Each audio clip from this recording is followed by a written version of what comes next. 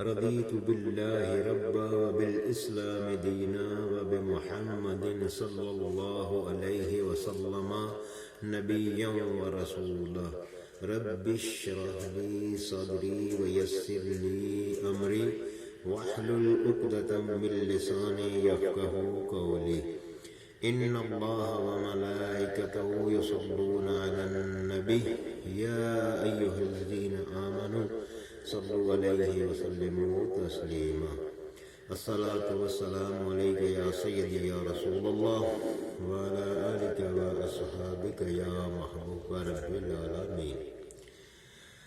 حضور نبی کریم علیہ السلام کی تعظیم کے حوالے سے چند حدیث پاک جو ہے وہ پیش کرنی ہے۔ سب سے پہلی حدیث طیبہ حضرت ابو قتادہ رضی اللہ تعالیٰ عنہ سے مروی ہے کہ نبی پاک علیہ السلام نے ارشاد فرمایا، جب نماز کے لیے اقامت کہی جائے تو کھڑے نہ ہوا کرو یہاں تک کہ تم مجھ کو دیکھ لو۔ اور ایک دوسری روایت میں ان الفاظ کا اضافہ ہے کہ تم پر سکون اور اطمینان کو لازم قرار دیا گیا ہے۔ اس سے اگلی حدیث پاک جو ہے حضرت انس سے روایت ہے، نبی پاک علیہ السلام کے مرض الموت میں حضرت ابو بکر صدیق رضی اللہ تعالی عنہ نماز پڑھاتے تھے، چنانچہ پیر کے روز لوگ صفیں بنائے نماز ادا کر رہے تھے کہ اتنے میں نبی پاک علیہ السلام نے حجرہ مبارک کا پردہ اٹھایا اور کھڑے کھڑے ہم کو دیکھنے لگے۔ اس وقت نبی پاک علیہ السلام کا چہرہ انور قرآن کے اوراق کی طرح معلوم ہوتا تھا۔ سبحان اللہ۔ جماعت کو دیکھ کر آپ صلی اللہ علیہ وسلم مسکرائے۔ آپ کے دیدار پر انوار کی خوشی میں قریب تھا کہ ہم نماز توڑ دیتے۔ حضرت ابو بکر صدیق کو خیال ہوا کہ شاید آپ نماز میں تشریف لا رہے ہیں، اس لیے انہوں نے ایڑیوں کے بل پیچھے ہٹ کر صف میں شامل ہونا چاہا، لیکن نبی کریم علیہ السلام نے ہمیں اشارہ سے منع فرمایا کہ تم لوگ نماز پوری کرو۔ پھر آپ نے پردہ گرا دیا اور اسی دور آپ صلی اللہ علیہ وسلم کا وصال مبارک ہو گیا۔ اس سے اگلی حدیث پاک حضرت سعد بن سعد سے فرماتے ہیں کہ ایک مرتبہ نبی پاک علیہ السلام قبیلہ بنو عمرو بن عوف میں صلح کرانے کے لیے تشریف لے گئے۔ اتنے میں نماز کا وقت ہو گیا۔ مؤذن نے سیدنا ابو بکر صدیق کی خدمت میں عرض کیا، کیا آپ نماز پڑھا دیں گے تاکہ میں اقامت کہوں؟ آپ نے فرمایا ہاں۔ چنانچہ ابو بکر صدیق نے لوگوں کو نماز پڑھانا شروع کر دی۔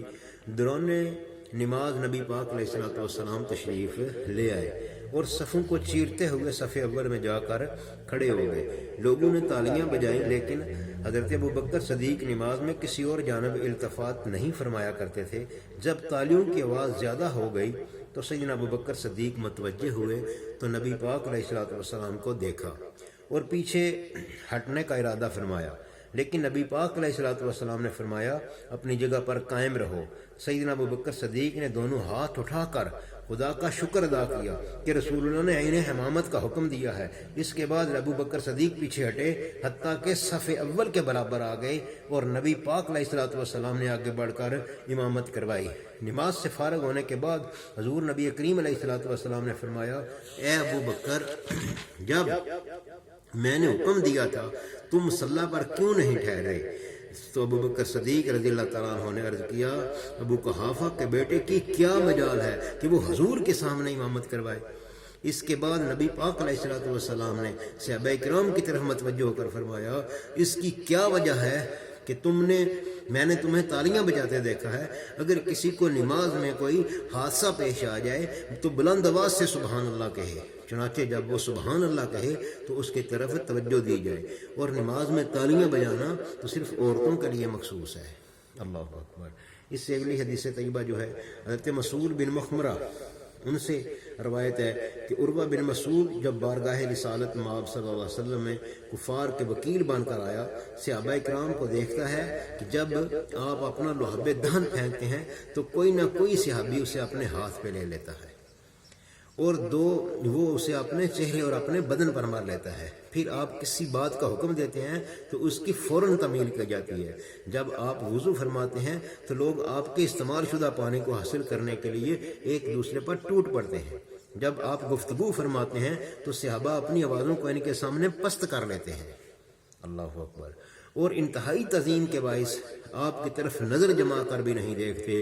اس کے بعد عروہ اپنے ساتھیوں کی طرف لوٹ گیا اور ان سے کہنے لگا، اے قوم، اللہ رب العزت کی قسم ہے کہ میں عظیم و شان بادشاہوں کے درباروں میں وفد لے کر گیا ہوں، میں کیسر و کسرا اور نجاسی جیسے بادشاہوں کے دربار میں حاضر ہوا ہوں، لیکن خدا کی قسم میں نے کوئی ایسا بادشاہ نہیں دیکھا کہ اس کے درباری اس طرح تعظیم کرتے ہوں جیسے محمد صلی اللہ علیہ وسلم کے صحابہ ان کی تعظیم کرتے ہیں۔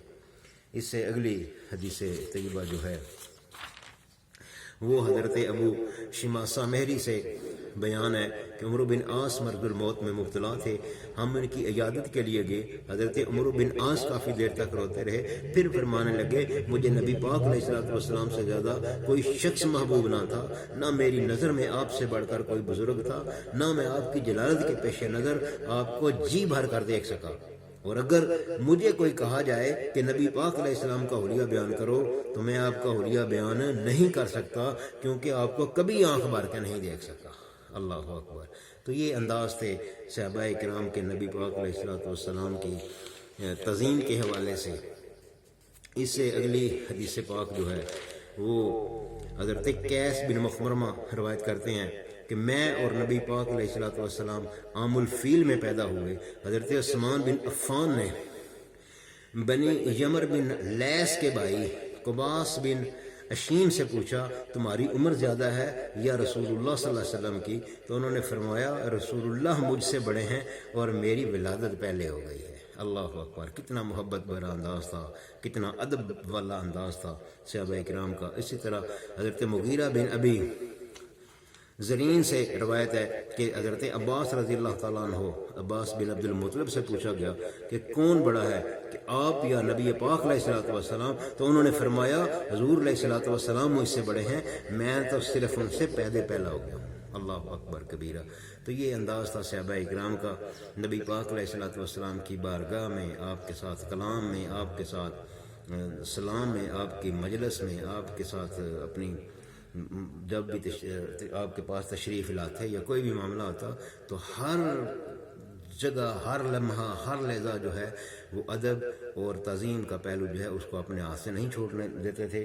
تو اللہ تبارک و تعالیٰ سے دعا ہے ہم سب کو بھی اپنے اللہ کے محبوب علیہ السلام کی تعظیم اور محبت جو ہے اس کو کرنے کی توفیق عطا فرمائے، اور جو بے ادب لوگ ہیں، جو نبی پاک کو اپنے بھائی جیسا کہتے ہیں، جو نبی پاک کی تعظیم کو شرک اور بدعت وغیرہ کہتے ہیں، اللہ تبارک و تعالیٰ امت مسلمہ کو ان سے محفوظ، ان کے شر سے محفوظ فرمائے اور ان کی مجلسوں سے بھی دور رہنے کی توفیق عطا فرمائے۔ وما علینا الا البلاغ المبین۔